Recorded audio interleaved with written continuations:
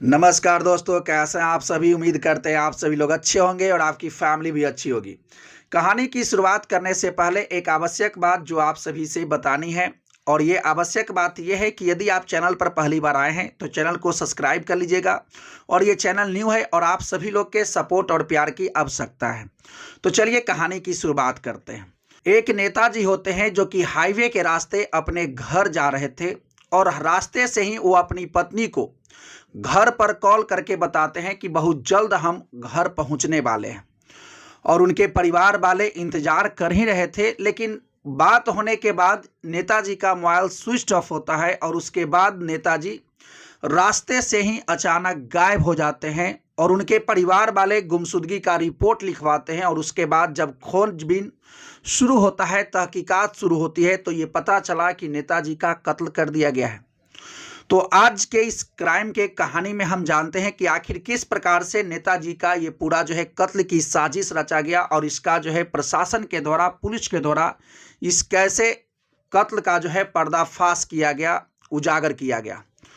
तो दोस्तों, आज जो हम आपको सच्ची घटना सुनाने जा रहे हैं वो महाराष्ट्र के एक जिला पड़ता है पालघर, वहाँ की है।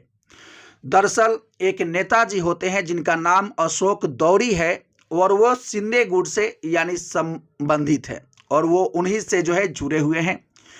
होता यह है कि 20 जनवरी को ये मुंबई से पालघर जा रहे थे, और उसी समय ये रास्ते में जाते समय अपने घर पर मोबाइल से जो है बात करते हैं और बताते हैं कि हम बहुत जल्द जो है यानी घर पहुंचने वाले हैं। परिवार वाले इंतजार कर ही रहे थे, लेकिन कुछ देर बाद उनका मोबाइल जो है हाईवे से ही यानी स्विच ऑफ होता है, और उसके बाद अचानक ये गायब हो जाते हैं और ये घर नहीं पहुंचते हैं। इनके परिवार वाले जो कि इंतजार कर रहे थे, अब जब 20 तारीख को ये घर नहीं पहुंचते हैं, उसके बाद 21 जनवरी 2025 को इनके परिवार वाले जाकर थाना में उनकी गुमशुदगी का रिपोर्ट दर्ज करवाते हैं, और ये बताते हैं कि उनको जो है आने से पहले हमारी बात हुई थी, लेकिन रास्ते से फिर कहाँ गए, वो घर नहीं पहुंचे हैं। और जो है जब प्रशासन को ये बात पता चला तो प्रशासन भी दंग रह गई कि आखिर ये कितने वर्चस्व नेता, जिनको जो है इतना ज़्यादा पॉपुलर हैं, जो सभी के पास जो है माननीय हैं, आखिर उनको साथ ऐसा क्या हो सकता है। लेकिन इसके बावजूद प्रशासन इसके तहकीकात में, खोजबीन में जुट जाती है, और जिस रास्ते से नेताजी आ रहे थे उस रूट की सभी सीसीटीवी कैमरों को खंगाला जाता है, और लगभग 300 सीसीटीवी का सहारा लिया जाता है।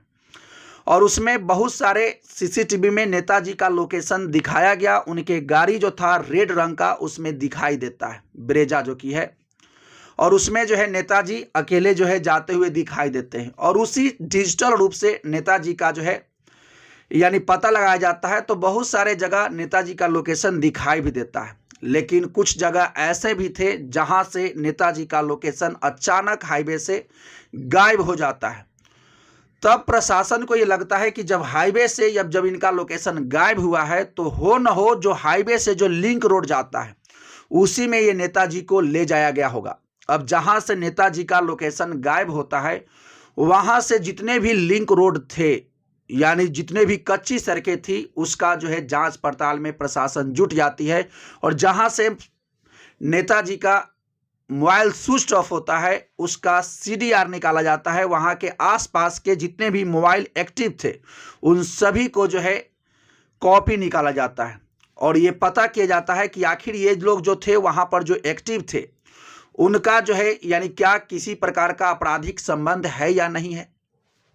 तो प्रशासन को इसमें एक जो है चौंकाने वाली सबूत मिलता भी है, क्योंकि हाईवे से एक रास्ता जाती है, वहां पर जो है नेताजी का चश्मा टूटा हुआ मिलता है, और गाड़ी के शीशा जो है टूटा हुआ उसका कुछ टुकड़ा मिलता है, और उस गाड़ी के टायर का निशान भी मिलता है। अब प्रशासन को यह बात तो पता चल चुका था कि नेताजी को इसी रास्ते ले जाया गया है, लेकिन ये बात पता नहीं चल पा रहा था कि आखिर नेताजी के साथ क्या हुआ है। अब प्रशासन जब मोबाइल का सीडीआर निकालती है, और उसके आसपास के जो लोकेशन में जो जितने भी मोबाइल एक्टिव थे उसमें लगभग 100 लोगों को यानी जो है उस मोबाइल का लिस्ट वहां पर जो एक्टिव था उसका निकाला जाता है। और ये जब जांच किया गया कि इसमें से कितने लोगों का आपराधिक मामला दर्ज है, तो उसमें से 2 लोग जो है संदिग्ध पाए गए, और जिसमें लगातार जो है एक दूसरे से संपर्क में थे वो लोग, और वो दोनों से एक लगातार बातें हो रही थी। प्रशासन 2 लोगों को हिरासत में लेती है और उससे पूछताछ करना शुरू करती है। और जब दोनों से पूछताछ किया गया तो दोनों शुरुआत में तो अजीब अजीब प्रकार के कहानी बता रहे थे और ये बता रहे थे कि हम लोग एक दूसरे को जानते नहीं हैं। लेकिन प्रशासन जब अपने तरीके से बताई कि देखो तुम लोग पहले से भी आपराधिक मामले में हो, हमारे पास पूरा डाटा है, और तुम लोग जो एक दूसरे से बात भी किए हो और इसका भी पूरा डाटा है, इसलिए तुम बच नहीं सकते हो, इसलिए सीधे सीधे बताओ। अब वो लोग को भी लग चुका था कि प्रशासन सब बात जान चुकी है। तब वो लोग जो है गछना शुरू करते हैं कि हाँ, नेताजी को जो है हाईवे से हम ही लोगों ने गायब किया है। लेकिन उसने बताया कि मेरे साथ कुछ और लोग हैं जो कि इनको गायब करने में शामिल थे। अब प्रशासन यानी टोटल जो है इसमें 4 लोग शामिल थे, जिसमें 2 लोग ऑलरेडी हिरासत में आ चुके हैं। अब इन लोगों ने बताया कि नेताजी, चूंकि हम लोग जो है उनको पीछा जो है कई दिनों से कर रहे थे, उनका रेकी जो है कब निकलते हैं कब घर जाते हैं, इसका जो है कई दिनों से हम लोग रेकी कर रहे थे। और उसी में पता चला कि नेताजी आज अकेले जो है इस हाईवे से गुजरने वाले हैं, और इस वजह से उनका पीछा करते हुए किसी प्रकार से नेताजी का गाड़ी जो है रास्ते में रुकवाता है, और ये लोग जो है ज़बरदस्ती गाड़ी में घुसता है और उसके बाद नेताजी को किडनैप करके कहीं और लेके चला जाता है। और ये जो है नेताजी को यानी किडनैप करके यानी गुजरात के एक जिला पड़ता है बालसाड, वहाँ लेकर जाता है और उनके सिर पर जबरदस्त जो है प्रहार करता है रॉड से, और उसके बाद नेताजी का मौत हो जाता है। और जब ये नेताजी मर जाते हैं उनके बाद जो है वहीं पर जो है बालसाड में ही एक खनन है जहाँ से यानी पत्थर उत्थर निकलता है। उस खनन में चूंकि जब गड्ढा हो जाता है तो उसमें पानी जोर हो जाता है। उसी में नेताजी को यानी उनके गाड़ी में ही जो लाल रंग की ब्रेजा है उसी में ही उसके डिक्की में नेताजी को हाथ पैर बांध करके डिक्की में भर के और उस गड्ढे में फेंक दिया जाता है।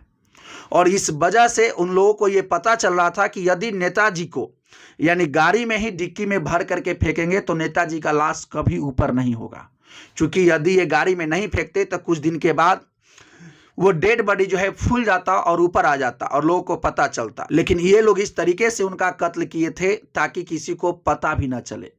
लेकिन अब चूंकि ये लोग जो है ये बात को एक्सेप्ट कर चुके हैं कि यानी इनका कत्ल जो है इन्हीं लोगों ने किया है, जब प्रशासन इसकी और तहकीकात में जुटती है कि आखिर इसके पीछे कौन है, किसका साजिश है, तो इस रंजिश में ये पता चला, इन लोगों ने बताया कि इसके पीछे यानी जो है उन्हीं के भाई साहब हैं जो कि उनको मरवाए हैं, यानी उनका कत्ल करवाए हैं। यानी इनका नेताजी का जो कि इन्हीं के अपने छोटे भाई से जो है दुश्मनी चल रहा था, और लगातार चूंकि इनके छोटे भाई जो हैं यानी जो है जुए का अड्डा चलाते हैं, शराब का व्यापार करते हैं, और इस वजह से नेताजी नहीं चाहते थे कि ये इस प्रकार का व्यापार करे ताकि उनका भी इमेज धूमिल ना हो। और बहुत बार दोनों के बीच जो है आमना सामना भी हुआ है, और इस वजह से यानी इनके ही अपने भाई ने यानी इनके परिवार वाले ने ही इनको जो है मारने की सुपारी दी, और आज नेताजी का कत्ल किया जा चुका है।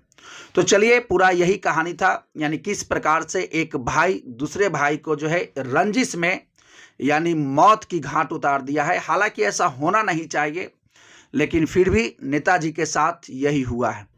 तो दोस्तों, यही पूरा कहानी था। ये कहानी सुनाने का उद्देश्य किसी को हताश करना या परेशान करना नहीं है, बल्कि आपको जागरूक करना है, आपको सचेत करना है। यदि आप इसी प्रकार की कहानी सुनना चाहते हैं तो इस चैनल से जुड़िए, चैनल को सब्सक्राइब कीजिए। मिलते हैं नेक्स्ट वीडियो में नेक्स्ट क्राइम के कहानी के साथ। तब तक के लिए thank you, best of luck, जय हिंद, जय भारत।